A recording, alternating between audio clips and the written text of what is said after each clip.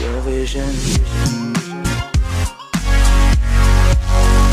आज आम रिव्यू नवा बायोटिक रो एंटी हेयर फॉल शैम्पू रो आग तो अनबॉक्सिंग कर दूची तापर आफ्टर शैम्पू कर सारा पर ही आपन को मु रिव्यूटा देखे परिबी।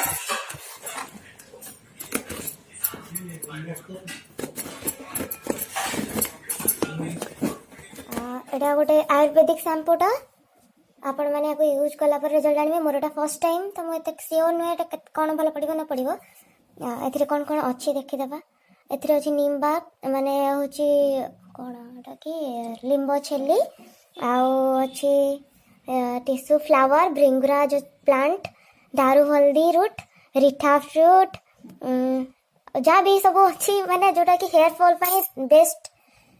तो लगेला पर जना पड़ जीव कि या ठीक से काम करुच्छी ना ये शैम्पू 299 या प्राइस अच्छी आपण देखले जानी पारे कि मत यहाँ ऑफर प्राइस रे मिली एटा स्लीप देखु मत मिली 194 रे। आप चाहिए फ्लिपकार्ट जाके बाय करें।